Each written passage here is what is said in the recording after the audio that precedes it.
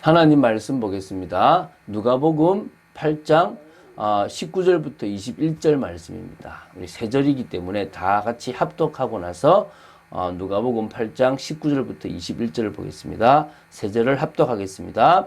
예수의 어머니와 그 동생들이 왔으나 무리로 인하여 가까이 가지 못하니 어떤 이가 알리되 당신의 어머니와 동생들이 당신을 보려고 밖에 서 있나이다. 예수께서 대답하여 이르시되 내 어머니와 내 동생들은 곧 하나님의 말씀을 듣고 행하는 이 사람들이라 하시니라. 아멘.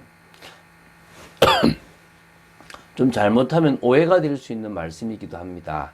자, 우리 누가복음 8장 19절부터 21절의 이 짧은 본문은 예수님의 참가족관에 관한 어떤 그런 내용입니다. 예수님께서는 하나님의 말씀을 듣고 행하는 자들이 자신의 가족이라고 이렇게 선언하셨습니다. 오늘 이 본문은, 이런 어떤 그런, 여러 가지 좀 다른 어떤 교훈도 포함되어 있지만은, 이 복음에 대한 듣는 자의 어떤 자세에 대한 어떤 중요성을 또 이렇게 강조하는 부분들이 있기 때문에, 문맥적으로 볼 때는 우리 앞에 봤던, 두 가지 비유와 이렇게 일관된 흐름을 보이고 있습니다.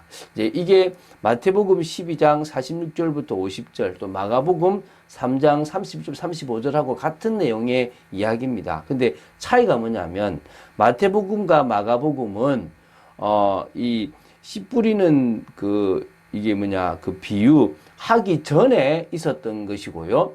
누가복음은 이 씨 뿌리는 비유 다음에 이걸 넣었거든요. 시간적으로 볼 때는 마태와 마가가 그 시간적으로는 맞게 넣었다라고 이렇게 보고 있고요. 누가가 사실은 앞에 있었던 사건을 뒤에 넣었다라고 보시면 됩니다.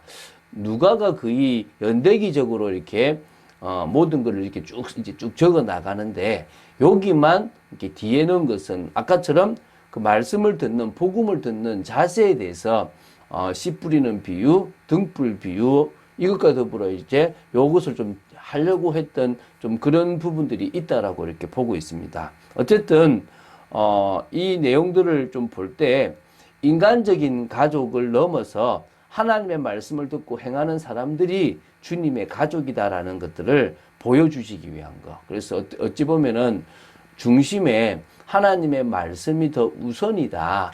하나님이 원하시는 계획이 더 중요하다라고 생각되는 거.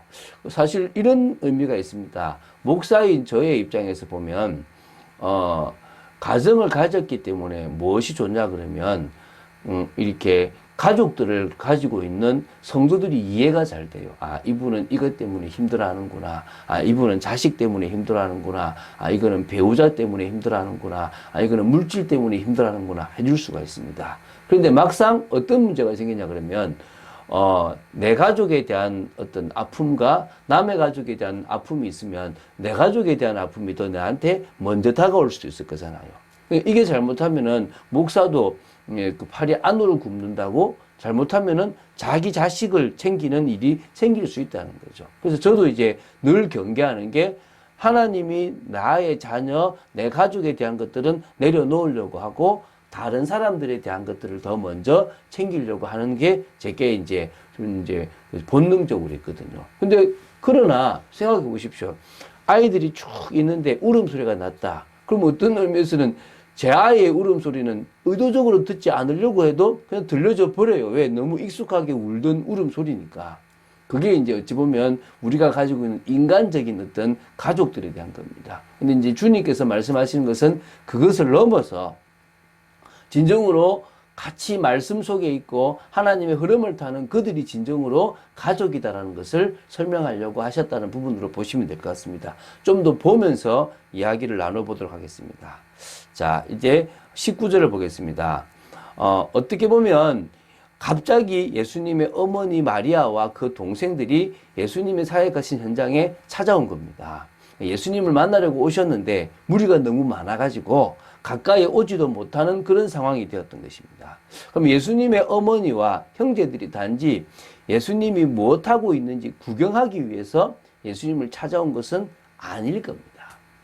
예수님과 대화를 나누어 예수님을 설득하기 위하여 찾아왔다고 보는 것이 아마 맞지 않겠습니까? 무슨 말입니까? 가족들이 볼 때 예수님께서 지금 공생의 사역을 시작하시면서 유대 종교 지도자들과 계속적으로 충돌, 갈등을 하고 있고 지금 위험한 선을 걷고 있는 겁니다. 어떤 부분에서는 잘못하면은 종교 재판이 일어날 수도 있는, 그래서 지금 위험한 순간이 있으니까 그것을 아마 막 막고 그만두게 하고 데려가려고 찾아왔다라고 봐도 안 되겠나 싶습니다. 그래서 예수님은 그러니까 당신들의 이 육신적 가족을 사랑하셨고 또 육신적 가족 역시도 예수님에 대한 애정은 깊이 있었지만 예수님이 지금 어떤 일을 하시고 예수님이 진정 누구신지에 대한 어떤 그런 사실적인 이해는 부족했다라고 보시면 됩니다. 마리아는 어떤 의미에서는 예수님이 메시아라고는 알고 있었죠. 동생들은 몰라도. 그러나 마리아가 예수님을 메시아로 알았지만은 예수님이 막상 위기의 순간에 있으면 당연히 예수님이 죽지 않기를 바라는 마음들이 있었지 않겠습니까? 나중에는 동생들 중에서도요, 뭐 다 믿었을 건데, 동생들 중에서도 예수님을 믿어서 야고보서와 유다서를 썼던 그 사람들은 다 예수님의 동생들로 보고 있습니다. 그 정도로 바뀌었지만, 그전에는 이해를 못했죠. 진짜 갈등이 있을 수밖에 없지 않습니까? 우리가 예수님 처음 믿으면 가족들하고 갈등이 있는 게 당연한 겁니다. 가족들은 이해 못 하잖아요. 왜 그렇게 교회 가고 갑자기 우리가 잘 놀다가 왜 저렇게 가냐라고 이야기할 수 있습니다. 그러나 우리가 이럴 때 이 가족들을 구원하기 위해서 갈등이 있지만 결국은 가족들을 사랑으로 대하고 온전히 진짜 중심을 다해서 좀 대하면 그들과 하나 될 수 있는 부분들도 있다고 봅니다.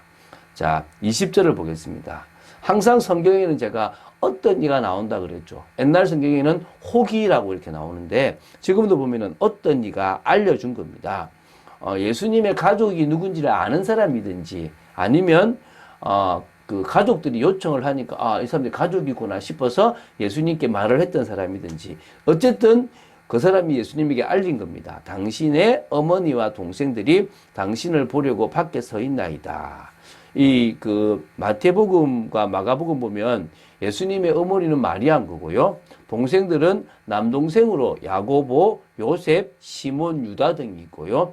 그리고 누이들도 있다고 마가복음 3장 32절에 그러니까 꽤 많은 가족들이 있었다고 보입니다. 다 왔는지는 모르겠지만 꽤 왔다라고 보시면 되겠죠. 자, 21절이 중요합니다. 보겠습니다. 예수님의 대답이 나오죠. 이 마태복음 12장 49절에 보면 이렇게 나옵니다. 예수님께서는 손을 내밀어 그의 제자들을 가리키시면서 뭐라 했냐면 내 어머니와 내 동생들은 곧 하나님의 말씀을 듣고 행하는 이 사람들이라 라고 이렇게 하셨어요. 물론 누가복음에서는 손가락으로 가르치지는 않습니다. 그렇지만 요 예수님 말씀은 그대로 뭐라고요? 뭐냐면 내 어머니와 내 동생들은 곧 하나님의 말씀을 듣고 행하는 이 사람들이라라는 부분은 같다라고 보시면 됩니다. 자, 분명한 것은 손을 내밀어서 이 사람들이다라고 했다기보다는 전체적인 어떤 그런 개념으로 하나님의 말씀을 듣고 지키는 자, 그 모든 자들을 당신의 형제요, 가족이요, 정말 모든 것으로 이렇게 말씀하셨다라고 보시면 되는데요. 예수님께서는 자신의 어머니와 형제들을 지금 자신 앞에서 이렇게 말씀을 듣고 있는 무리들과 구분시키려고 하신 말씀은 아닙니다. 저 봐라, 저 사람 밖에 있는 것은 육신적인 건데 내가 복음 때문에 버렸어. 너희들은 내가 같이 택했어. 이런 거를 강조하려고 하신 것은 아닙니다.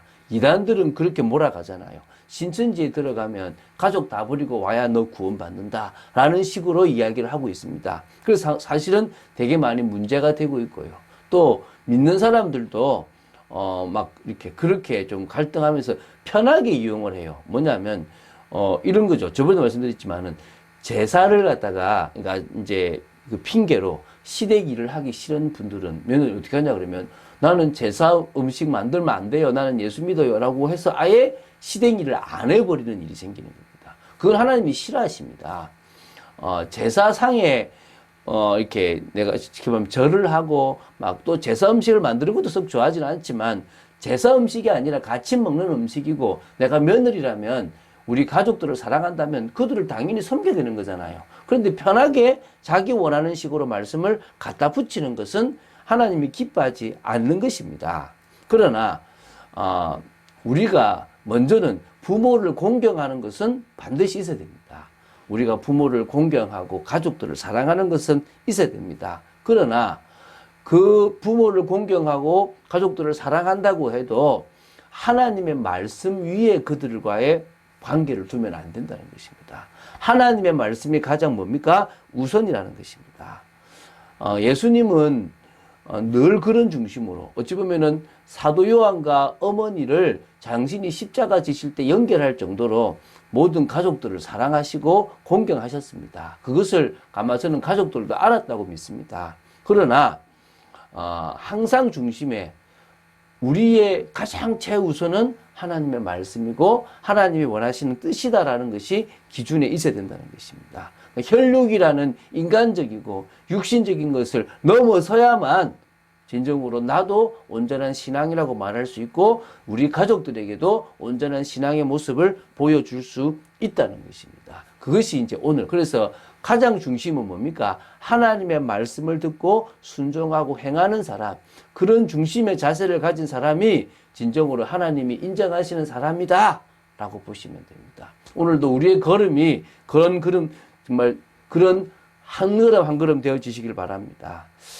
비느하스라는 사람, 어찌 보면은 자기의 동족을 창으로 죽이는 그런 어찌 보면 평생에 그 아픔들이 있을 수도 있었겠지만은 뭡니까? 하나님이 뭘 원하시고 하나님이 이 신앙 공동체에 원하시는 것이 무엇인지를 알았기 때문에 결단하고 하실 수 있었다라고 보면 됩니다. 우리는요, 하나님이 원하시는 그 중심의 삶을 살아가는 것이 우리 인생의 가장 우선입니다. 무엇을 먹을까? 무엇을 마실까? 무엇을 입을까가 아닙니다. 그것은 이방인들이 구하는 것입니다. 저는 복음 깨닫고 나서 있어도 되고 없어도 된다는 답이 났습니다. 하나님이 필요하면 주시고 하나님이 필요 없으면 안 주신다는 걸 봤습니다. 근데 어떤 의미에서는 그것이 우리에게 있어도 상관이 없고 없어도 상관이 없고 오히려 복음 때문에 내가 버릴 수도 있다는 생각을 가지게 되었습니다. 우리는 뭘 향해 달려간다? 거룩을 향해 달려간다. 우리는 하나님의 뜻을 향해 달려간다. 이런 부분에 방향 맞추고 축복 누리는 여러분 되시고 또 저가 되기를 주 예수 그리스도 이름으로 축원드립니다. 주는 그리스도시요 살아계신 하나님의 아들이심을 고백합니다. 씨 뿌리는 비유, 또 등불 비유, 또 오늘 이 말씀을 통하여 우리가 어떤 마음밭, 우리가 무엇을 알고 붙잡아야 되는지를 다시 한번 보게 되었습니다. 아버지 하나님, 저희들에게 믿음을 허락하시고 저희들이 정말 가장 우선에 하나님 말씀을 두고 그 말씀을 순종하는 축복의 저희들 되도록 지켜주실 줄로 믿습니다. 하나님께서 역사하시고 인도하시고 주장하여 주실 줄로 믿습니다. 주 예수 그리스도 이름으로 기도드립니다. 아멘.